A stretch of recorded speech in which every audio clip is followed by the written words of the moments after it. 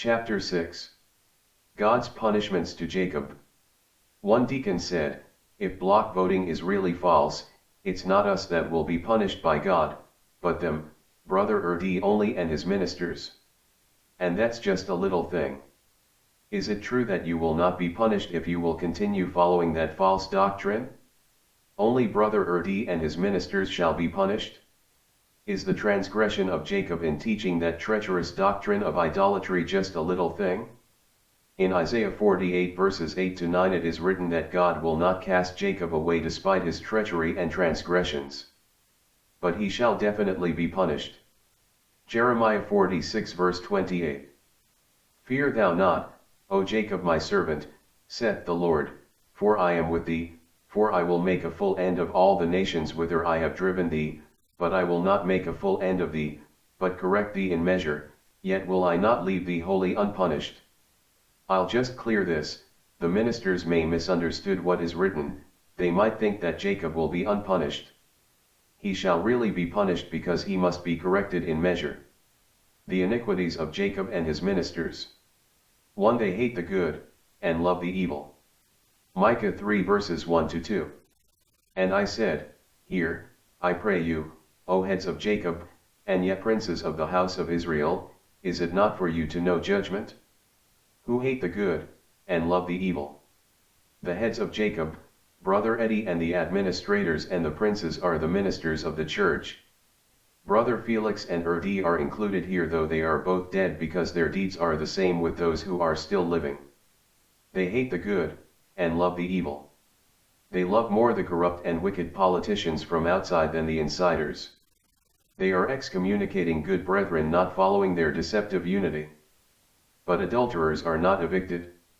Instead, they are covering and protecting those evildoers. There was a destined minister then here in Davao City who committed adultery but was not excommunicated. He was only transferred to other place. When I said this to the head deacon of our place, this was his answer, that's not true because it was not proven. There was also one deacon adulterer. I knew the truth because his mistress was our neighbor then. Let's call him Brother B. I could not believe it at first. I thought that he was righteous or holy because he always cried every time he prayed in our committee meetings. Since my deaconess mother also knew about it, a minister who visited our house asked her, Sister, do you know about Brother B? My mother honestly agreed. The minister said, don't spread this sister, ha. 2. They are perverting equity. Micah 3 verses 8-9. But truly I am full of power by the Spirit of the Lord, and of judgment, and of might, to declare unto Jacob his transgression, and to Israel his sin. Hear this, I pray you, ye heads of the house of Jacob, and princes of the house of Israel, that abhor judgment, and pervert all equity. I said to the head deacon, Brother, why I was immediately excommunicated? You knew that I'm righteous? That's why you called me twice to be a deacon. He answered, before, you were really righteous, but now, not anymore because your mind is darkened. They are really perverting equity. Those who do not follow false doctrines are supposed to be righteous, but for them, those are dark-minded. Before, I pitied those who were evicted. I thought that they are evil because they did not follow unity. Now that I knew the truth, I realized that the brethren who did not submit to the dark doctrine of Jacob are the good and righteous. 3. They neglected God's sheep. Micah 3 verse 2-4. Who hate the good, and love the evil, who pluck off their skin from off them, and their flesh from off their bones. Who also eat the flesh of my people, and flay their skin from off them, and they break their bones, and chop them in pieces, as for the pot, and as flesh within the cauldron. Then shall they cry unto the Lord, but he will not hear them, he will even hide his face from them at that time, as they have behaved themselves ill in their doings. What is the meaning of this? Ezekiel 34 verses 1-4.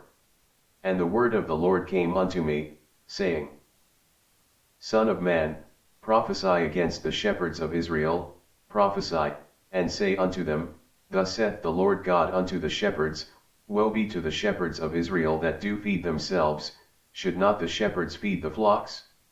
Ye eat the fat, and ye clothe you with the wool, ye kill them that are fed, but ye feed not the flock. The diseased have ye not strengthened, neither have ye healed that which was sick, neither have ye bound up that which was broken, neither have ye brought again that which was driven away, neither have ye sought that which was lost, but with force and with cruelty have ye ruled them. They are grabbing the food from the poor brethren because they are still asking them to give tithes.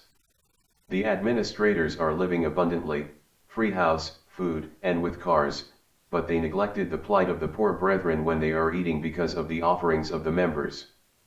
For they rule by force and with cruelty. Ezekiel 34 verse 4. The weak you have not strengthened, nor you have healed those who were sick, nor bound up the broken, nor brought back what was driven away, not sought what was lost, but with force and cruelty you have ruled them. They are vainglorious and as if they are lords. Other administrators even punch the brethren. The reason of others, we can't avoid anger. They are only humans. Is this argument correct? 1 Timothy 3 verses 2-3. A bishop then must be blameless, the husband of one wife, vigilant, sober, of good behavior, given to hospitality, apt to teach. Not given to wine, no striker, not greedy of filthy lucre, but patient, not a brawler, not covetous. 1 Timothy 4 verse 16. Take heed unto thyself, and unto the doctrine, continue in them, for in doing this thou shalt both save thyself, and them that hear thee. A bishop must be sober. If they cannot do this, they have no right to be ministers. They cannot save you and even themselves because they did not adhere with the doctrines. Galatians 1 verse 8. But though we, or an angel from heaven, preach any other gospel unto you than that which we have preached unto you, let him be accursed. Since the ministers of the Ecclesia name Analo preach other gospel, they deserve to be accursed. 5. They build the church with blood and iniquity. Micah 3 verse 10. They build up Zion with blood, and Jerusalem with iniquity. Zion is the holy mountain and Jerusalem is the holy city of God, Hebrews 12 verse 22. But God is using Zion as symbolic word for church. The mountain of Jacob is not a literal mountain. What is the meaning of they are building it with blood? Ezekiel 22 verses 27-28. Her princes in the midst thereof are like wolves ravening the prey, to shed blood, and to destroy souls, to get dishonest gain. And her prophets have dogged them with untempered mortar, seeing vanity and divining lies unto them, saying, Thus saith the Lord God, when the Lord hath not spoken. This means, they are building the church through vanity and deception that cause destruction to brethren who shed their blood, for example, Edsa 3 tragedy, but for their dishonest gain, their political power and brines derived from it. What is written really fit them, they are using the name of the Lord God with vanity and lies. Allegedly, we are uniting with God when we vote even the Lord has not spoken. 6. They are truly receiving bribes from the candidates. Micah 3 verses 9 and 11. Hear this, I pray you, ye heads of the house of Jacob, and princes of the house of Israel, that abhor judgment, and pervert all equity. The heads thereof judge for reward, and the priests thereof teach for hire, and the prophets thereof divine for money, yet will they lean upon the Lord, and say, Is not the Lord among us, none evil can come upon us? Because according to them, judgment in 1 Corinthians 1 verse 10 means to vote, the administrators judge for rewards or bribes. The accusations of church detractors are really true. As proof, Brad Julie slipped his tongue by saying, Bennigan echo, ikaw, hindi, I was given, You were not, Maybe, Brother Felix and his son Brother Erdi did not accept money, but favors to recommend brethren who might be placed to higher positions with the government, that was the reward. This is the reason why New Era University was built, they teach for hire and divine for money. Built different businesses and enriched with earthly wealth. They are always reminding brethren, don't forget your offerings and deposits for thanksgiving. Pure. Money is always in their minds. Yet, they are thinking that nothing evil will come upon them because they lean upon the Lord. They are really wise fools. The punishments of brother Felix Manalo and his liar ministers. 1. God will destroy Jacob's cities. Micah 5 verses 13 to 15. Thy graven images also will I cut off, and thy standing images out of the midst of thee, and thou shalt no more worship the work of thine hands. And I will pluck up thy groves out of the midst of thee, so will I destroy thy cities. And I will execute vengeance in anger and fury upon the heathen, such as they have not heard. Though we don't have statues inside our houses of worship, we have molten image in our minds, the false doctrine of brother Felix Manalo. But he had his monument in the Inc. Central Complex. From the beginning, it is prohibited by God to make even his image or anything in heaven or on earth. But they violated it by making that brass statue of brother Felix Manalo, the false god that I obeyed then when I voted. So God will remove that doctrine of idolatry, will destroy Jacob's cities and break into pieces his brass statue, the symbol of his treachery with God. Verse 15 proves not only brother Erdi will be punished by God but also those who will not listen. 2. Jacob will be given to the curse. Isaiah 43 verse 28. Therefore I have profaned the princes of the sanctuary, and have given Jacob to the curse, and Israel to reproaches. The princes of the sanctuary are the administrators and ministers of the church worldwide. They will be humiliated because they are wise fools teaching an embarrassing and self-insulting doctrine, last messenger. Their deceptive doctrine bluff voting shall be exposed. They shall be criticized and be blamed for their irreverence with God and Christ by dishonoring the declaration of the Father that he already made his Son Lord or God. They insist that Christ is still a man even in heaven. The name Manalo shall be cursed and those who will stay with his church shall be destroyed. 3. God shall get his sheep out from their hands. Ezekiel 34 verses 9 to 10. Therefore, O ye shepherds, hear the word of the Lord. Thus saith the Lord God, Behold, I am against the shepherds, and I will require my flock at their hand, and cause them to cease from feeding the flock, neither shall the shepherds feed themselves any more, for I will deliver my flock from their mouth, that they may not be meat for them.